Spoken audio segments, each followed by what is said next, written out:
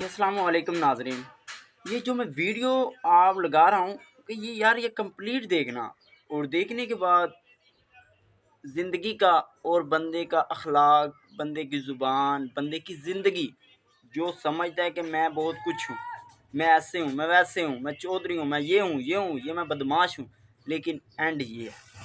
ये कंप्लीटली देखना कि आपके हैरत गुम ना हो तो मुझे उस बंदे दी कबर ते बैठा जेड़ा 85 मरब्बियां दा मालक आ जी इदां ही आ जी बिल्कुल अनवर महल जी अनवर खान दे महल दे नाम तो ओदा पिंड अज मशहूर आ अनवर खान आ जी। ए तुसी कबर देख लो, इस टाइम मिट्टी आ।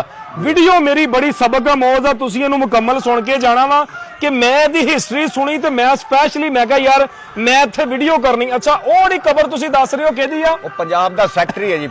पूरे पंजाब दा सैक्टरी आ ते ए कबर देख लो, अज तुसी देख लो कि सिर्फ मिट्टी आ, कोई चीज नहीं गी, कोई नाम नहीं गा। अज तो 100 साल बाद पता नहीं साडा भी नाम होना कि नहीं होना।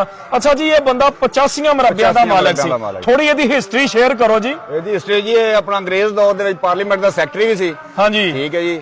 ਤੇ ਔਰ ਇਹਦੀ ਆਪਣੀ ਅਦਾਲਤ ਲੱਗਦੀ ਹੁੰਦੀ ਸੀ। अल्लाहु अकबर।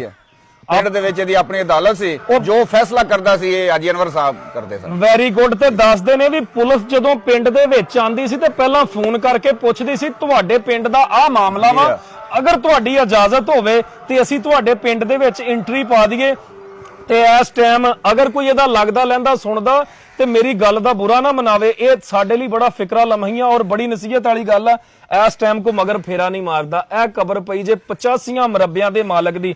ਨਾ ਮੈਂ ਕੋਈ ਵੀਡੀਓ ਬਣਾ ਰਿਹਾ ਇਹਦੀ ਕਬਰ ਨੂੰ ਵਿਖਾਣ ਲਈ ਜਾਂ ਕੋਈ ਕਿਸੇ ਨੂੰ ਨੀਚਾ ਵਿਖਾਣ ਲਈ, ਜਸਟ ਇਹ ਵੀਡੀਓ ਬਣਾ ਰਿਹਾ ਜਿਹੜੇ ਲੋਕਾਂ ਦਾ ਹੱਕ ਖਾਂਦੇ ਨੇ, ਜਿਹੜੇ ਅੱਜ ਦੇ ਫਰਾਉਨ ਨੇ ਇੱਥੇ ਬਣੇ ਹੋਏ, ਜਿਨ੍ਹਾਂ ਨੂੰ ਮੌਤ ਭੁੱਲੀ ਹੋਈ ਆ, ਪਤਾ ਹੀ ਨਹੀਂਗਾ ਮਰ ਜਾਣਾ ਵਾ। ਇਹ ਉਹ ਬੰਦੇ ਦੀ ਕਬਰ ਆ ਕਿ ਮੈਂ ਕਹਿੰਦਾ ਦੱਸ ਦੇ ਕਾਂ ਹੀ ਲੰਘਦਾ ਸੀ ਤੇ ਪਹਿਲੇ ਇਜਾਜ਼ਤ ਲੈਂਦਾ ਸੀਗਾ ਵੀ ਤੇਰੀਆਂ ਪੈਲੀਆਂ ਚੋਂ ਤੇਰੇ ਮਰਬੇ ਚੋਂ ਅਸੀਂ ਗੁਜ਼ਰ ਜਾਈਏ।